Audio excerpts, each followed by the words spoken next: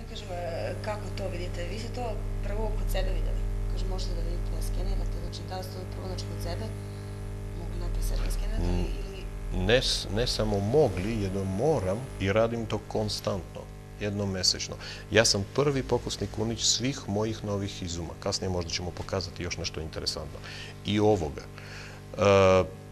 Jednom mesečno, obavezno, potpuni checking, kontrola svakog sistema, malo zatezanje, znate, tu zašrafiti, tu odšrafiti, doterati do kraja. Znači, ako moj sistem ne radi, automatski ja ne mogu da se transformišem od... Mora da bude uvek perfektno urađeno. Mislim, i ja sam čovjek i Jakoš kaže, dišem, jedem, hvala Bogu, pijem svežu čistu hemiju koju utiče, stalno mora sisteme pročišćavanja da rade i sisteme regulacije.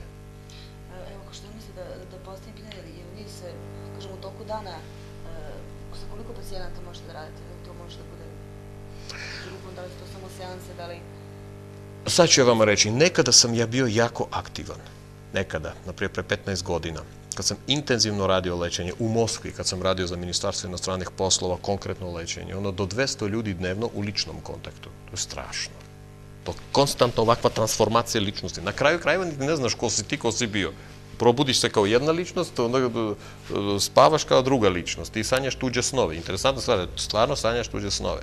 Znači, to stalno moraš da budeš jako snažna ličnost, ne sposobna, snažna da se vraćaš normali. Od toga zavisi kvalitet rada sa čovekom. Sad,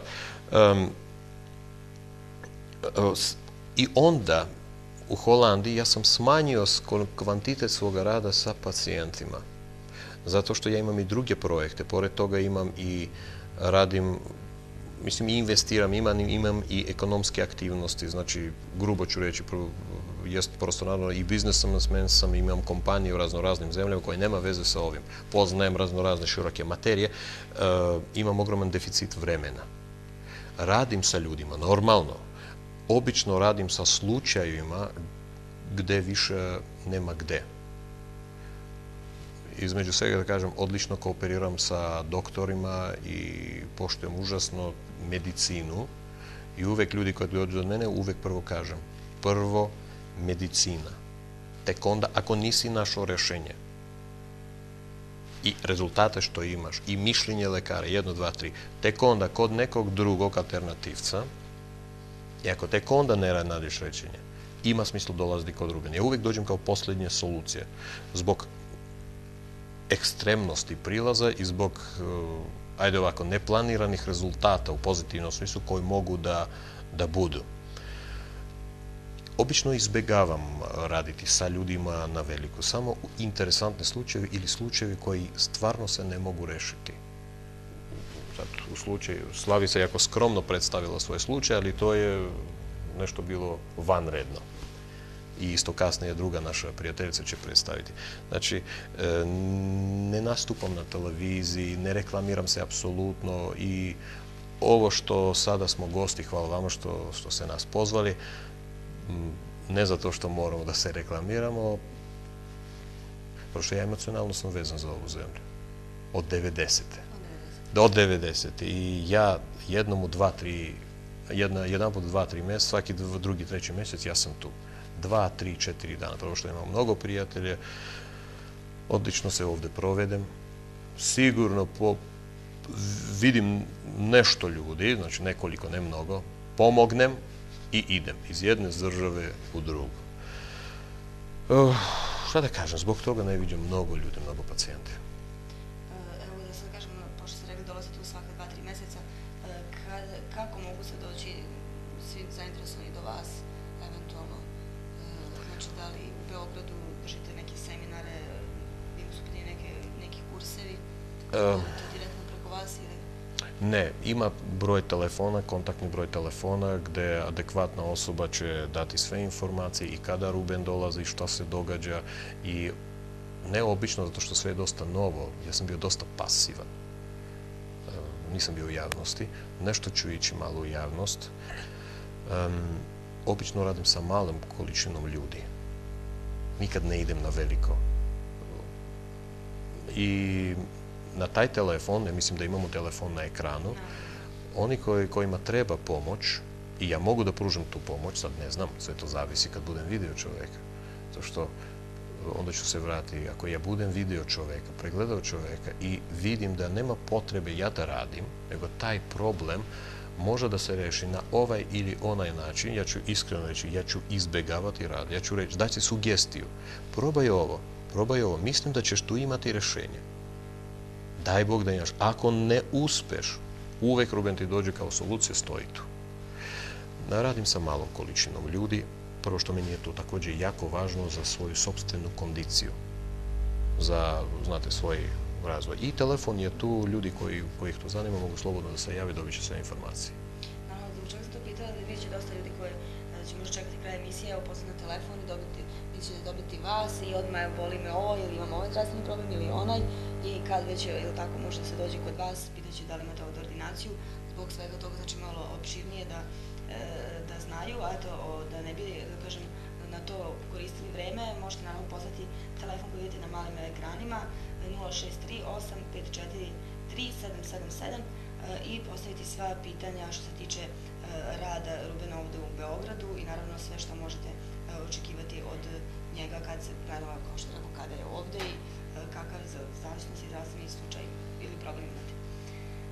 Elen, jedan bitan ovako deo sam ovdje, nisam izdvojila, nego malo možda više o tome da kažete. Da se došlo do zaključka da je rešenje svih zdravstvenih problema u mozgu.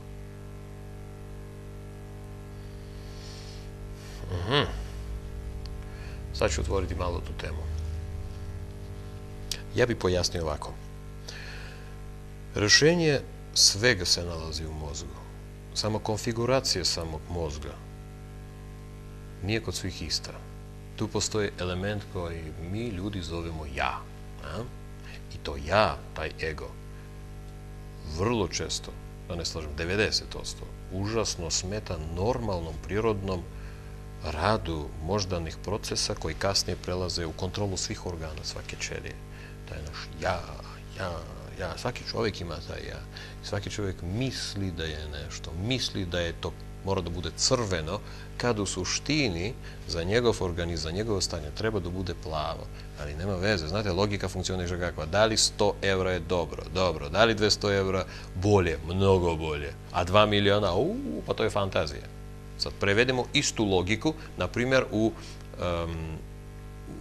ja volim taj primjer, med. Da li kašika meda je dobro i zdrava? Kako da ne, super. Da li 3 kašike meda je zdravlje? Da, 3 puta u neku ruku. A da li 5 litara meda istovremeno zdravo?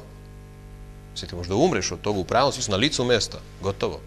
Dobiješ kik i umreš. Sad, logika ne funkcioniše. Znači, u prirodi ta naša svesna matematička logika, što manje ne valja, što više bolje, zato što je korisno, mozgu ne funkcioniše tako.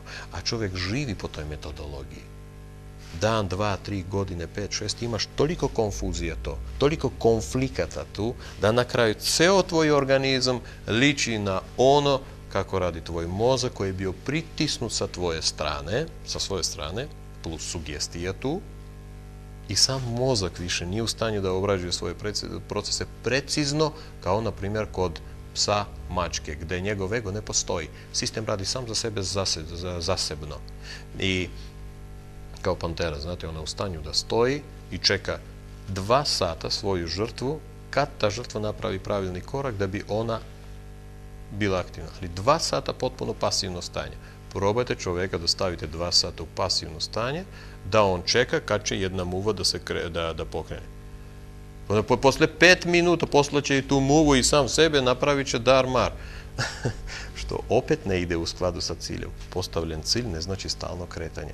Hoću reći, na svojim kursevima i časovima, ja imam takve kurseve i časove, ja pokušavam svojim ljudima koji su zainteresovani u proučavanje, znači tako, moje filosofije, mog prilaza, pokazati šta to oni poseduju u sebi. Ne mora duboko nešto, nenormalno, misteriozno, najbanalnije stvari, koji danas nisu vidljivi, za 10 godina ti imaš ogroman problem, uključujući depresije, šizofrenije itd.